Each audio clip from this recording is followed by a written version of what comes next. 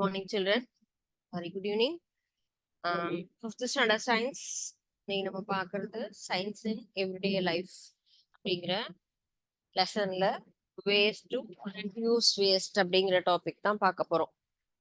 Last class நம்ம பார்த்தது எப்படி வேஸ்ட் வந்து என்னென்ன வேஸ்ட் எல்லாம் இருக்கு, நம்ம வேஸ்ட்டை ப்ராப்பரா டிஸ்போஸ் பண்றதுனால என்ன நமக்கு நன்மைகள் அப்படிங்கறது பார்த்தோம். இன்னைக்கு பார்க்க போறது வேஸ்ட் டு ரெடியூஸ் வேஸ்ட்ங்கிறதுல 3R சைக்கிள்னு சொல்லுவோம் இல்லையா, ரெடியூஸ் ரீயூஸ் ரீசைக்கிள்னு அந்த ஒரு கான்செப்ட் தான் தெரிஞ்சுக்க போறோம். ஓகே, ஸோ அதுக்கு முன்னாடி ஒரு திருக்குறள் பத்தி தெரிஞ்சுக்கலாமா? என்ன திருக்குறள், அதனுடைய கருத்து என்ன அப்படின்னு கேட்டா, நிலையாமை, நிலையில்லாத எந்த ஒரு பொருளையுமே நிலையாக நினைத்து நம்ம வந்து அதை ரொம்ப பெருசா நினைச்சிட்டு இருக்கோம் இல்லையா, அதை பத்தின ஒரு விளக்கம் தான் இது. குறள் எண் 133. நில்லாதவற்றை நிலையென என்றுணரும் புல்லறிவாண்மை கடை அப்படிங்கிற குறள். நில்லாதவற்றை நிலையென என்றுணரும் புல்லறிவாண்மை கடை அப்படிங்கிற அந்த குறள். அதனுடைய கருத்து, நமக்கு வந்து இந்த உலகத்துல எது ரொம்ப நல்ல விஷயம், எது நிலையானது, எது நிலையற்றது அப்படின்னு தெரிஞ்சு நம்ம என்ன பண்ணணும், செயல்படணும் அப்படிங்கிறது தான். ஒரு எக்ஸாமினேஷன் நடந்து எல்லாருக்கும் என்ன பண்றாங்க, பேப்பர் இஷ்யூ பண்ணிட்டு இருக்காங்க, சரிங்களா? ஸோ இப்போ நமக்கு வந்துட்டு நெக்ஸ்ட் வீக்ல இருந்து எக்ஸாம் நடக்குது இல்லைங்களா? அப்போ நம்ம என்ன பண்ணுவோம், எல்லாருமே ரொம்ப நல்லா படிச்சு நல்லா பர்ஃபார்ம் பண்ணி எல்லாருக்குமே நல்ல மதிப்பெண், அந்த மதிப்பு, அந்த நம்மளுடைய கொஷின் பேப்பர் ஷீட், ஆன்சர் ஷீட்டை வாங்கும் போது ரொம்ப ப்ரைஸ் பண்ணி நம்ம டீச்சர் நம்ம கிட்ட கொடுக்கணும் அப்படிங்கிறது தான் நம்மளுடைய எல்லாருடைய எண்ணமும் இல்லையா? ரொம்ப ஹாப்பியா அதை வாங்கணும், எப்பயுமே நான் நல்ல மார்க் வாங்கணும், நான் தான் பெஸ்டா இருக்கணும் அப்படிங்கிற எண்ணம் எல்லாருக்குமே இருக்கும் இல்லையா? அது போலதான் அங்க அந்த பள்ளியில ரவி அப்படிங்கிற மாணவர் பேப்பரை வாங்குறதுக்கு முன்னாடி ரொம்ப டென்ஷனா இருந்துட்டே இருந்தாராம். ஏன் இந்த மாதிரி இவ்வளோ டென்ஷனா இருக்கீங்க? அவருக்கு வந்து ரொம்ப ரெஸ்ட்லெஸ்ஸா இருக்கு. ஏன்னா எக்ஸாமினேஷன் முடிஞ்சு மறுநாள் வந்து பேப்பர் எல்லாரும் கொடுக்கறதுக்கு முன்னாடி என்ன மார்க் வரும் என்ன அப்படிங்கிற ஒரு இன்டென்ஷன் இருக்கும் இல்லையா? அதே மாதிரி அவர் ரொம்ப ஏன்னா நல்லா படிக்கிற ஸ்டூடெண்ட், அவங்க தான் எப்பயும் ஃபர்ஸ்ட் மார்க் வாங்குவாங்க. ஸோ ஆனாலும் அன்னைக்கு அவங்களுக்கு ரொம்ப மனசு எப்படி இருக்கு, பயமாவே இருந்துட்டு இருக்கு, டென்ஷனா இருக்கு. உடனே அவங்களுடைய ஃப்ரெண்டு வந்து கேக்குறாங்க, ஏன் இவ்வளோ டென்ஷனா இருக்க, நீ தானே ஃபர்ஸ்ட் மார்க் வாங்குவ, எப்பயுமே பெஸ்டா தானே இருப்ப, நீ ஏன் இவ்வளோ பதட்டப்படணும் அப்படின்னு கேக்குறாங்க. அதுக்கு அவங்க சொல்றாங்க, இல்ல நான் வந்து கொஞ்சம் சரியா எழுதல, எனக்கு வந்துட்டு ஒரு சில சப்ஜெக்ட்ல டஃப்பா இருந்தது, அன்னைக்கு நான் கரெக்டா அட்டன் பண்ணவே இல்லை, அதனால எனக்கு இப்ப இந்த ஃபர்ஸ்ட் பிளேஸ் என்னை விட்டு போயிடுமோ அப்படிங்கிற ஒரு பதட்டம் தான் இருக்கு. அவருக்கு மார்க் கம்மியாயிடும் அப்படிங்கிற எண்ணத்தை விட அவங்க என்ன நினைக்கிறாங்க, ஃபர்ஸ்ட் ரேங்க்ல இருந்து நான் லூஸ் ஆயிடுவேனோ, வேற யாராவது அந்த ஒரு தகுதியை என்ன வந்தடைஞ்சிருவாங்களோ அப்படின்னு சொல்லி அவர் ஃபீல் பண்றாரு. அதுக்கு அவருடைய நண்பர் அவங்களுக்கு அட்வைஸ் பண்றாங்க, சிவான்னு பேரு, நீ வந்து எது நிலையானது எது நிலையற்றது, எது வந்துட்டு பர்மனன்ட், நீ தான் எப்பயுமே ஃபர்ஸ்ட் ரேங்க் வாங்கணும் அப்படிங்கிற எண்ணத்தோட எப்பயுமே இருக்கக்கூடாது. வகுப்புல நீங்க மட்டும்தான் எப்பயும் நல்ல மார்க் வாங்கணும், எல்லாரும் நல்லா படிக்கணும் அப்படிங்கிற எண்ணம் இருந்தா அது நல்ல விஷயம். ஆனா நான் மட்டுமே முதல் மதிப்பெண் வாங்கணும், நான் தான் இந்த கிளாஸ்ல டாப்பரா இருக்கணும் அப்படிங்கிற மாதிரி யோசிக்க கூடாது. அது வந்துட்டு ஒரு நல்ல விஷயமும் கிடையாது. இன்னைக்கு இந்த தடவை நீ வந்து எப்படி சரியில்லையோ அது போல உன்னை தாண்டி இன்னும் நிறைய பேர் நல்லா படிச்சு நல்ல மார்க்கும் வாங்குவாங்க. அதனால இது வந்து நம்மளுடைய வாழ்க்கைக்கு நிலையானது கிடையாது. இதுக்காக நீ வந்து ஃபீல் பண்ணாத. இது எல்லாமே மாறிக்கிட்டே இருக்கிற விஷயம்தான். அதனால நீ அந்த மாதிரி இருக்காத. உண்மையான நல்ல எண்ணத்தோடு ஒழுக்கத்தோடு இருக்கிறது தான் நமக்கு நம்ம வந்து அந்த ஒரு விஷயம்தான் நம்ம கிட்ட பர்மனண்டா இருந்தா நம்மளுடைய ஃபியூச்சருக்கு நல்லது. இந்த முதல் மதிப்பெண் நான் மட்டுமே தான் வரணும் அப்படிங்கிற மாதிரி எண்ணம்லாம் நமக்கு வரவே கூடாது. அது நமக்கு எப்பயும் பர்மனன்ட் கிடையாது அப்படின்னு சொல்லி அவங்களுக்கு புரிய வைக்கிறாங்க. அதுக்கப்புறம் அவர் மீண்டும் அதை இன்னும் நிறைய தடவை ஆர்கியூ பண்ணிட்டு அப்புறமா அவரு ரியலைஸ் பண்றாரு. ஓகே, அப்ப நான் யார் ஃபர்ஸ்ட் மார்க் வந்தாலும் நம்ம என்ன பண்ணணும், வாழ்த்தணுமே தவிர என்னுடைய இடத்துக்கு நீ வந்துட்டியா அப்படின்னு சொல்லிட்டு அவங்களோட நம்ம என்ன பண்ணக்கூடாது, போட்டி போட்டு மன வருத்தத்தோட இருக்கக்கூடாது அப்படிங்கறத அவங்க புரிஞ்சுக்கிட்டாங்க. ஓகேயா? சோ ஆஸ் அ ஸ்டூடெண்ட்ஸ் நீங்களும் நல்லா ப்ரிப்பேர் பண்ணுங்க. எல்லாருமே நல்ல மதிப்பெண் வாங்குங்க. எல்லாரும் நல்ல மதிப்பெண். மதிப்பெண் என்பது நம்மை மதிப்பிடாது. நம்ம நாலேஜ், நம்மளுடைய டிசிப்ளின், இது ரெண்டும் தான் நம்மள வந்து ஒரு நல்ல மாணவனா என்ன பண்ணும், ப்ரொடியூஸ் பண்ணும். சரியா?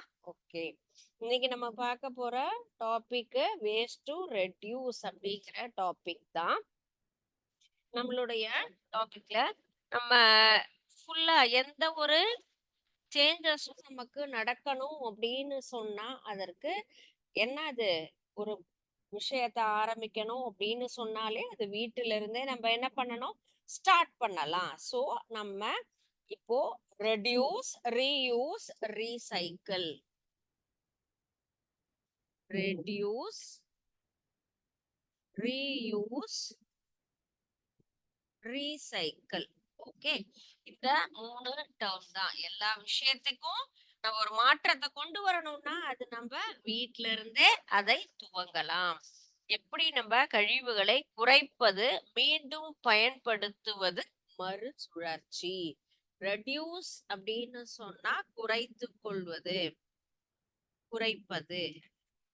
மீண்டும் பயன்படுத்துவது, மீண்டும் பயன்படுத்துவதுங்கிறது ரீயூஸ்.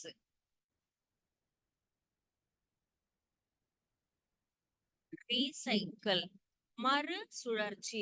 எந்தெந்த பொருள்களை மீண்டும் மறுசுழற்சி செய்து நாம் பயன்படுத்தலாம். இந்த 3 வழிகளில் நம்ம என்ன பண்ணலாம், நம்ம இத ஃபாலோ பண்ணினோம்னு சொன்னா நம்மளுடைய ஏரியா எல்லாத்தையும் என்ன பண்ணலாம், என்விரான்மெண்ட்டை நம்ம குப்பையே இல்லாம தூய்மையாக பாதுகாக்கலாம். ஃபர்ஸ்ட் நமக்கு தெரிஞ்ச இடம் எது, நம்முடைய வீடு. அடுத்தது ஹவுஸ், ஸ்கூல். இந்த 2 பகுதிகள்லையுமே நம்ம இத ஃபாலோ பண்ணினோம்னு சொன்னா கொஞ்சம் கொஞ்சமா அடுத்தது ஒவ்வொருத்தர் அவங்கவுங்க வீட்டை சுத்தப்படுத்திக்கலாம். அதுக்கப்புறம் வீட்டுக்கு பக்கத்துல இருக்கக்கூடிய ஏரியா, நம்ம வீட்டை சுத்தி இருக்க பகுதி, ஒவ்வொருத்தரும் அவங்கவுங்க வீட்டை சுத்தப்படுத்திட்டோம் அப்படின்னு சொன்னா அந்த ரோடு முழுவதுமே கிளீன் ஆயிடும். அப்ப அந்த ஏரியா. அடுத்தது ஸ்கூல், ஸ்கூல் ஜோனையும் நம்ம நீட்டா வச்சுட்டோம். அவங்கவுங்க class room first. So class room and then நம்ம பிளே கிரவுண்டு, இதுதான் ரொம்ப மெயினான ஏரியா இல்லையா? இந்த ரெண்டையும் நம்ம நீட் படுத்திட்டோம்னா ஸ்கூல் ஜோன் ஆட்டோமேட்டிக்கா நமக்கு ஃபுல்லா அந்த என்விரான்மெண்ட் அப்படிங்கிறது நீட் ஆயிடும் இல்லையா? சோ இது போலதான் ஒவ்வொரு பகுதியாக நம்ம இந்த எவ்வாறு சுத்தப்படுத்துவது, நம்ம இந்த 3 விஷயங்களை பயன்படுத்தி சரியாக பயன்படுத்தினோம்னு சொன்னாலே அந்த என்விரான்மெண்ட் எல்லாம் கிளீனா இருக்கும். ஓகே, சோ மீண்டும் பயன்படுத்தக்கூடிய மறுசுழற்சி செய்யப்படக்கூடிய பேக், பை எல்லாத்தையுமே நம்ம பயன்படுத்தணும். சோ இந்த ரெடியூஸ், ரீயூஸ், ரீசைக்கிளுக்கு எந்தெந்த விஷயத்த நம்ம ஃபாலோ பண்ணணும், ஃபாலோ பண்ணினா நமக்கு இத நம்ம கரெக்டா ப்ரொசீஜரா நம்ம இதை ப்ராப்பரா ஃபாலோ பண்றோம் அப்படிங்கறது ஒரு விஷயம் நமக்கு பிடிபடும். ஓகே, சோ அதுக்கு ஃபர்ஸ்ட் திங் நம்ம என்ன பண்ணணும், ரீயூசபிள் அண்ட் ரீசைக்கிள் பேக்.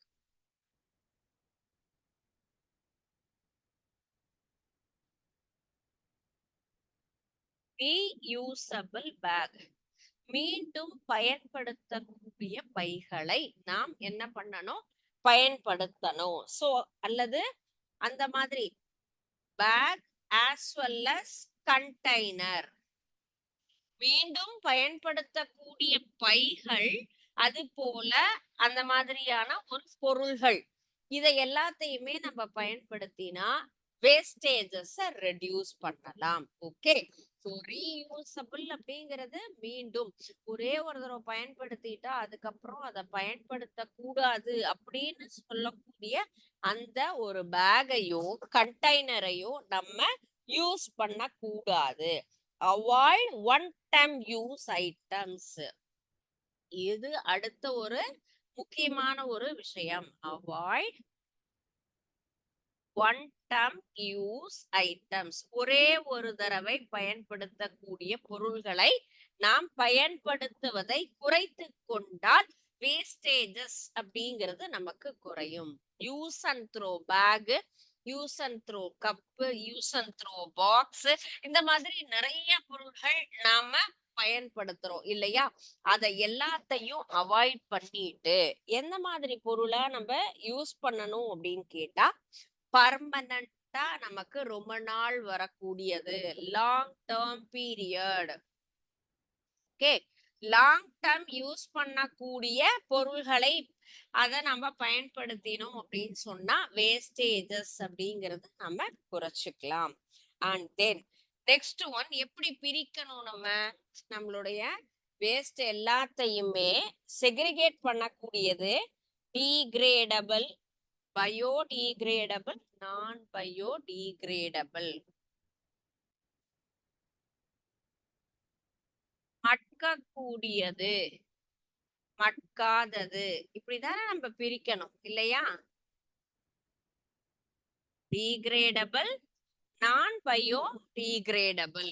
மட்கும் கழிவுகள், மட்காத கழிவுகளை பிரிச்சு கரெக்டா நம்மளுடைய கவர்மெண்ட் பீப்புள்ஸ் வராங்க இல்லையா, அவங்க கலெக்ட் பண்றவங்க கிட்ட நம்ம கொடுத்துட்டோம்னா அவங்க அத ரொம்ப எளிதாக மறுசுழற்சி செய்வதற்கு அவங்களுக்கு ஈஸியா இருக்கும். சரியா? அண்ட் தென் எல்லா இடத்துலயுமே என்ன பண்ணக்கூடாது, குப்பையை நம்ம வேஸ்டேஜஸ தூக்கி போடக்கூடாது. To not throw away the waste everywhere. ப்ராப்பரான டஸ்ட்பின் யூஸ் பண்ணணும். Okay, use proper dustbin. அது வீட்லயாகவும் சரி பப்ளிக்லயும் சரி ப்ராப்பரான டஸ்ட்பின்ல தான் நம்ம குப்பைய என்ன பண்ணணும், கரெக்டா டிஸ்போஸ் பண்ற மாதிரி வச்சுட்டோம்னு சொன்னா எல்லா இடத்துலயும் குப்பைய நம்மளால பார்க்க முடியாது இல்லையா? And then don't waste food. அடுத்த மெயினான ஒரு விஷயம், ஏன்னா இதுதான் முக்கியமானது. ஸ்கூல் ஜோன்ல அதிகமாக இருக்கக்கூடியது என்னது, உணவு கழிவுகள்னு படிச்சோம் இல்லையா? சோ உணவு பொருள்கள் எதையுமே நம்ம எப்பயும் வேஸ்ட் பண்ணவே கூடாது. அதையும் நம்ம என்ன பண்ணணும், அத வேற எங்கேயாவது நம்ம யாருக்காவது உணவா கொடுக்கலாம், கால்நடைகளுக்கு உணவா கொடுக்கலாம். தேவையே இல்லை, நம்மளால முடியவே இல்லை அப்படிங்கும்போது அது வேறு யாருக்கு பயன்படுமோ அவங்களுக்கு கொடுக்கணுமே தவிர நம்ம தேவையில்லாம எங்க போடக்கூடாது, குப்பத்தொட்டியில உணவு கழிவுகளை கண்டிப்பாக போடவே கூடாது. And next one is organic waste can be converted into manure. Yes, இல்லையா? நம்ம வீட்ல பயன்படுத்தக்கூடிய ஒவ்வொரு தாவர கழிவுகள் இல்லையா, ஆர்கானிக் வேஸ்ட் எல்லாம் என்னவா மாத்தலாம், நம்ம உரங்களாக மாத்தலாம். இயற்கை உரம் அப்படின்னு சொல்லுவோம் இல்லையா, நம்ம வீட்டுல பயன்படுத்தக்கூடிய காய்கறியினுடைய கழிவுகள், பழங்களுடைய தோல், இதை எல்லாத்தையுமே நாமே நம்ம வீட்டுல இருக்கக்கூடிய பிளேஸ்ல மட்க செய்து உரமாக மாற்றலாம். இந்த மாதிரியான முறைகளை நாம் பயன்படுத்தினா என்ன பண்ணலாம், கழிவுகள் எல்லா இடத்துலயும் நமக்கு வேஸ்டேஜ் அப்படிங்கிறத நம்ம பார்க்கவே முடியாது. ஓகே, இதுல எதெல்லாம் குறைத்தல், மீண்டும் பயன்படுத்துதல், மறுசுழற்சி செய்தல். ஓகே, அப்ப குறைச்சிக்கணும் அப்படின்னா என்னது, first thing avoid one time use items. இதை எல்லாத்தையுமே நம்ம குறைச்சிக்கிட்டோம்னு சொன்னா குப்பை சேராது. ஓகே, லாங் டேர்ம் பயன்படுத்தக்கூடிய பேனாவாகட்டும் அல்லது நம்மளுடைய பிளாஸ்டிக் கண்டெய்னர், இது பிளாஸ்டிக் பேக், இதையெல்லாம் நீண்ட நாள் பயன்படுத்தக்கூடிய பொருளாக வாங்கும் பொழுது குப்பை சேராது. சோ குறைத்தல் அப்படிங்கிறது மீண்டும் அதே நம்ம என்ன பண்ணிக்கலாம், பயன்படுத்திக்கலாம். ரீயூசபிள் பேக்கா இருக்கும்போது மீண்டும் மீண்டும் அதையே நாம் பயன்படுத்தலாம். மறுசுழற்சி செய்தல் அப்படின்னு சொன்னா நம்ம வீட்டுல இருக்கக்கூடிய கழிவுகளை மறுசுழற்சி செய்து நாம் உரமாக மாற்றலாம் இல்லையா? இப்போ பேப்பரையே நம்ம என்ன பண்ணலாம், மறுசுழற்சி செய்து நாம் மீண்டும் ஒரு நல்ல பொருளாக நம்ம என்ன பண்ணலாம், இத மாத்தலாம். அடுத்து ஒரு பேப்பராகவே நம்மால் மாற்ற முடியும். அதுதான் இப்ப நம்ம பார்க்க போறோம் பாருங்க இந்த சிமுலேஷன்ல.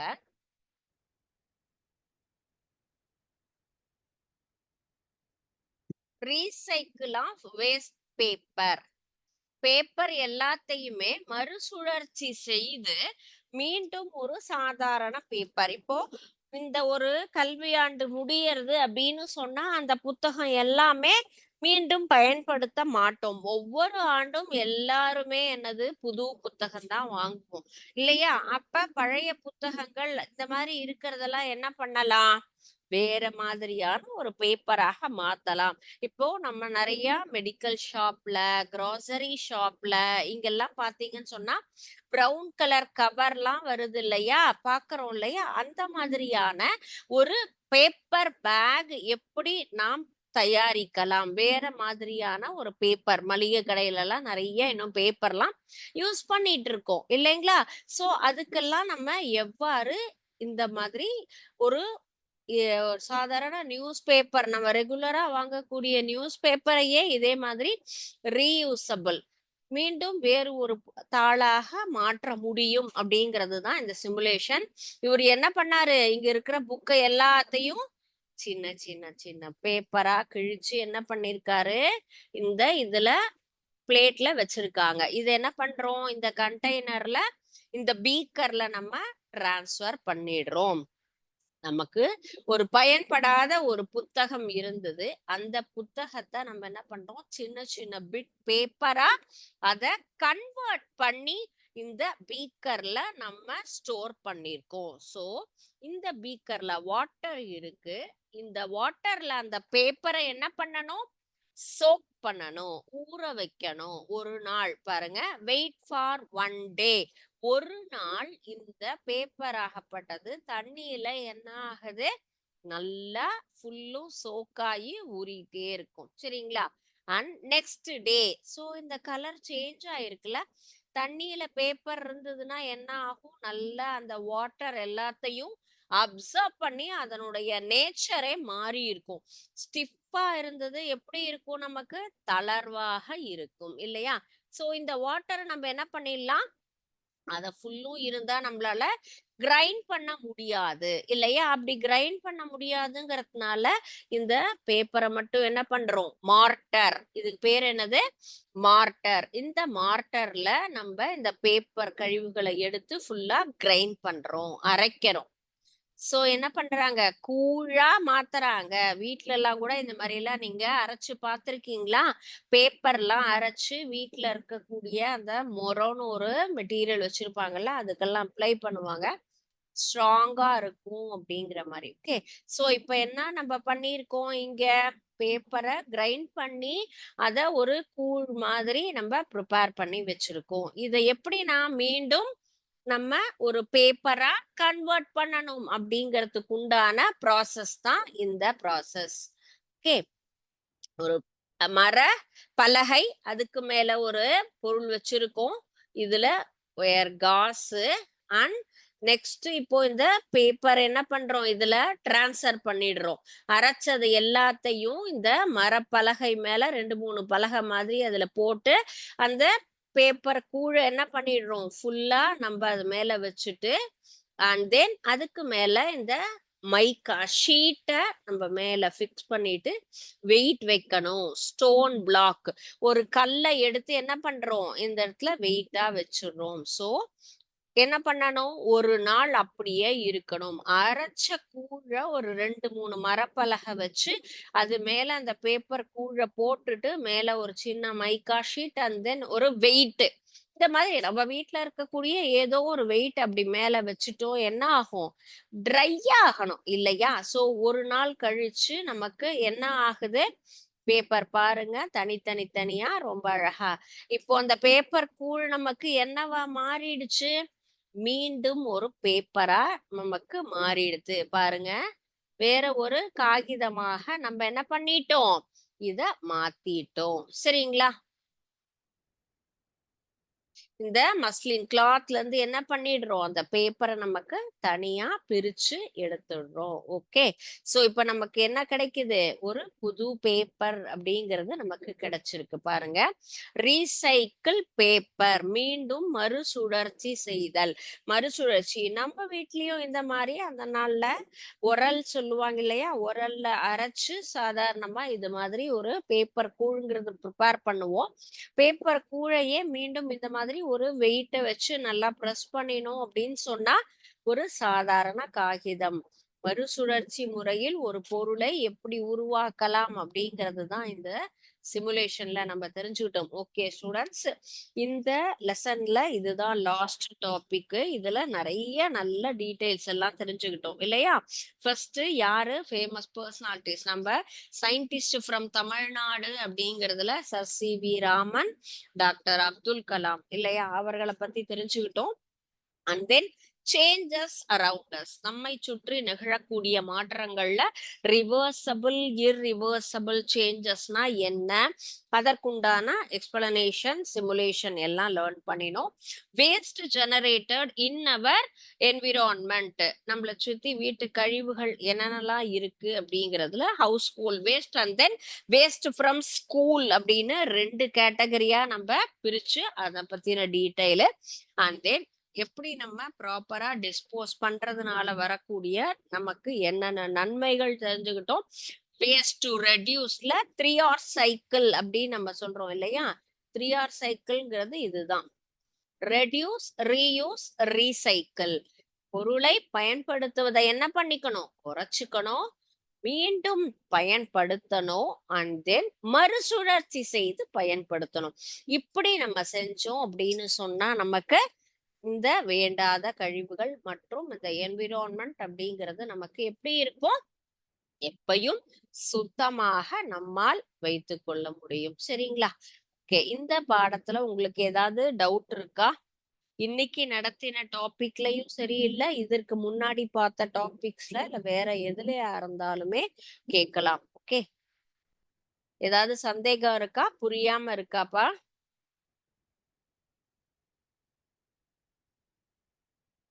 ஓகே. சோ நெக்ஸ்ட் நம்ம பார்க்க போறது MCQ.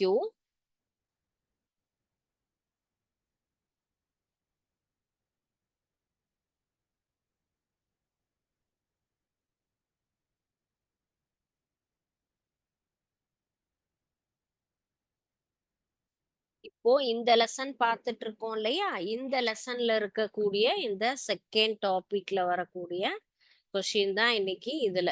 Okay. Test number 6 science in everyday life. இதுல இன்னைக்கு நம்ம ஃபில்லிங் த பிளாங்க்ஸா நம்ம பார்க்கலாம். ஓகே. இதுல 10 கொஸ்டின்ஸ் இருக்கும். நீங்க கரெக்டான ஆன்சரை சூஸ் பண்ணி அந்த ஃபில்லப்புக்கு கரெக்டா எழுதலாம். Okay. Changes which can be reversed or called. First question is changes which can be reversed or called. மறுதலையாக நிகழக்கூடிய மாற்றங்கள் டேஷ் சாரி என்ன மாற்றங்கள் என அழைக்கப்படுகின்றன. சோ இந்த மாற்றங்கள் அப்படிங்கிறது என்னது? என்ன மாற்றங்கள் அப்படிங்கிறது தான். ஓகே. மாற்றங்கள்ங்கிறது என்ன மாற்றங்கள்ங்கிறது எழுதணும். மறுதலையாக நிகழக்கூடிய மாற்றங்கள் டேஷ் என அழைக்கப்படுகின்றன. மாற்றங்கள் பத்தி படிச்சோம் இல்லையா? சோ அதற்குண்டான ஆன்சரை கரெக்டா யோசிச்சு எழுதுங்க.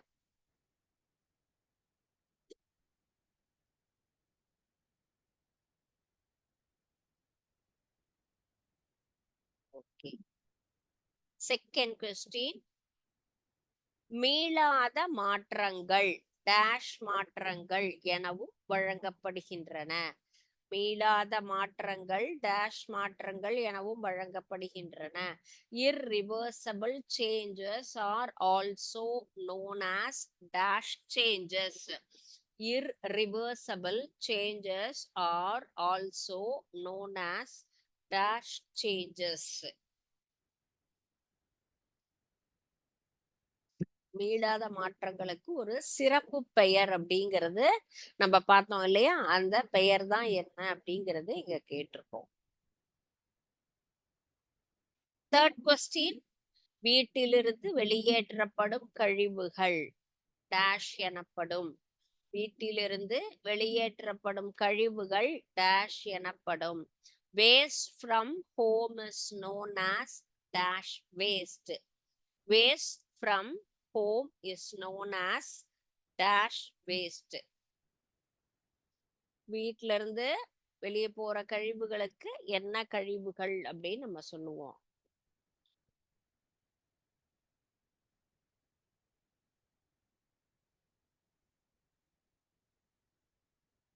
Fourth question, dash million ton மின்னணு கழிவுகள் உலகம் முழுவதும் ஆண்டுதோறும் வெளியிடப்படுகின்றன. டேஷ் மில்லியன் டன் மின்னணு கழிவுகள் உலகம் முழுதும் ஆண்டுதோறும் வெளியிடப்படுகின்றன. Dash million tons of electronic waste generated every year worldwide. எத்தனை டன் அப்படிங்கிறது தான் நம்ம இதுல கொஸ்டினா கேட்டிருக்கோம். நீங்க அதுக்கு ஆன்சர் எழுதுங்க. எத்தனை மில்லியன் டன் எலக்ட்ரானிக் வேஸ்ட் நமக்கு வேர்ல்டு வைடு வருது அப்படிங்கிறது தான் கொஸ்டின். கணினி பாகங்கள், மின்னணு சாதனங்கள், அலைபேசி பாகங்கள், சிஎஃப்எல் பல்புகள் கழிவுகள், அது எல்லாமே நமக்கு என்ன கழிவுகள் நம்ம அப்படின்னு சொல்லுவோம்? Computer parts, electronic material, cellphone parts, CFL bulbs or dash. இதெல்லாம் என்ன கழிவுகள் நம்ம சொல்றோம்? ஒவ்வொரு கழிவுகளாக நம்ம பிரிச்சு படிச்சோம் இல்லையா? சோ இந்த மின்னணு சாதனங்கள்லாம் இருக்கக்கூடிய கழிவுகளுக்கு என்ன பேர் அப்படிங்கிறது தான் கொஸ்டின். டேஷ் மட்டுமே பயன்படுத்தக்கூடிய பொருள்களை தவிர்த்து நீண்ட காலம் பயன்படுத்தக்கூடிய பொருள்களை உபயோகிக்க வேண்டும். Avoid dash use items and use items which can be used permanently. Avoid dash use items and use items which can be used permanently. இப்ப நம்ம பார்த்த டாபிக்ல இருந்து தான் இந்த ஆன்சர் இருக்கு உங்களுக்கு. ஓகே, டேஷ் கழிவுகளை உரங்களாக மாற்றலாம். Dash waste can be converted into manures. Dash கழிவுகளை உரங்களாக மாற்றலாம். Dash waste can be converted into manure. கழிவுகளை செய்து நமக்கு தேவையான பிற பொருள்களை பெற முடியும். கழிவுகளை என்ன செஞ்சா நமக்கு தேவையான வேறு சில பொருள்களாக பெற முடியும். Waste can be dash to get products for further use. Waste can be to get products for further use. என்ன செஞ்சா மீண்டும் ஒரு பொருள்களாக நாம் அதை மாற்றலாம். 9th question, பள்ளி வளாகத்தில் மிகவும் அதிக அளவு காணப்படும் கழிவு பொருள் டேஷ் ஆகும். பள்ளி வளாகத்தில் மிகவும் அதிக அளவு காணப்படும் கழிவு பொருள் டேஷ் ஆகும். The single most common material generated in schools is dash waste. ரொம்ப அதிகமாக இருக்கக்கூடிய கழிவுகள் என்ன கழிவுகள்? எங்க? ஸ்கூல் ஜோன்ல. 10th question, அனைத்து வேதியியல் மாற்றங்களும் என்னது? All the chemical changes are called dash changes. அனைத்து வேதியியல் மாற்றங்களும் என்ன மாதிரியான மாற்றங்கள்? All the chemical changes are called dash changes. Okay. இப்போ இந்த 10 கொஸ்டினுமே இப்போ இந்த லாஸ்ட் 2-3 செஷன்ல பார்த்த டாபிக்ல இருந்து தான் எடுத்திருக்கோம். ஸோ கண்டிப்பா எல்லா கொஸ்டினுக்குமே உங்களுக்கு கரெக்டான ஆன்சர் தெரிஞ்சிருக்கும். ஸோ சரியான பதில் எழுதுங்க. வீட்ல போயிட்டு இந்த லெசனுக்கு உண்டான எல்லா டீட்டெயில்ஸையும் படிச்சு பாருங்க. ஓகே. Thank you students. வாழ்க பாரதம்.